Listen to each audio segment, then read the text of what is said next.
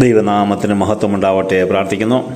സോളെ video കാണുന്ന എല്ലാവരും like ചെയ്ത് വിടുക. ദൈവം അനുഗ്രഹിക്കട്ടെ.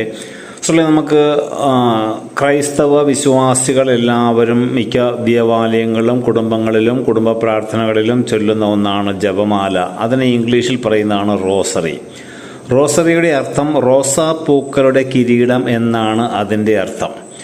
മേരി എന്ന വാക്കിൻ്റെ അർത്ഥം തന്നെ പ്രകാശത്തിൻ്റെ പുത്രി എന്നാണ്. സോളെ വിശുദ്ധ ഡോമിനിക്കിന് പരിശുദ്ധ കന്യകാമറിയം പ്രത്യക്ഷപ്പെട്ട് ജപമാല നൽകുകയും അതിന് പഠിപ്പിക്കുകയും ചെയ്തു എന്നാണ് ചരിത്രം പഠിപ്പിക്കുന്നത്. പിന്നീട് വാഴ്ത്തപ്പെട്ട അലൻ 1460 ജപമാലയെ പുനഃസ്ഥാപിച്ചു. ഈ വാഴ്ത്തപ്പെട്ട അലൻ ജപമാല പുനഃസ്ഥാപിക്കുന്നതിന് മുൻപ് ഈ ജപമാലയെ അറിഞ്ഞിരുന്നത് യേശുവിൻ്റെയും മറിയത്തിൻ്റെയും സങ്കീർത്തനം എന്നാണ് വിളിച്ചിരുന്നത്. കാരണം സ്വർഗസ്ഥനായ ഞങ്ങളുടെ പിതാവേ എന്ന യേശു പഠിപ്പിച്ച പ്രാർത്ഥനയും കൃപ നിറഞ്ഞ മറിയമേ എന്ന പ്രാർത്ഥനയും രണ്ടും കൂടെ യേശുവിൻ്റെയും മാതാവിൻ്റെയും സങ്കീർത്തനം എന്നായിരുന്നു ആദ്യം വിളിച്ചിരുന്നത്. അതിനുശേഷം വാഴ്ത്തപ്പെട്ട അലൻ 1460 ജപമാലയെ പുനഃസ്ഥാപിച്ചതും മുതലാണ് റോസറി എന്നും നമ്മൾ ജപമാല എന്നും വിളിക്കുവാൻ തുടങ്ങിയത്. ഇത് ജപിക്കുവാൻ വേണ്ടിയുള്ളതാണ്.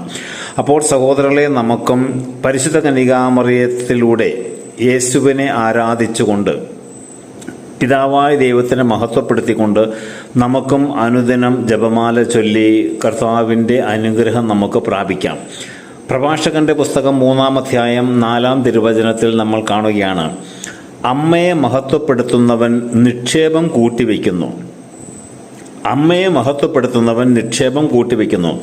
അത് ഒരുപക്ഷെ നമുക്ക് ജന്മം നൽകിയ, നമ്മളെ പ്രസവിച്ച് വളർത്തിയ അമ്മയെക്കുറിച്ച് തന്നെയായിരിക്കാം. എന്നാൽ അതുപോലെ തന്നെയാണ് കുരിശിൽ കിടന്നുകൊണ്ട് യോഹന്നാനോട് കർത്താവ് പറയുന്നത്, ഇതാ നിന്റെ അമ്മ.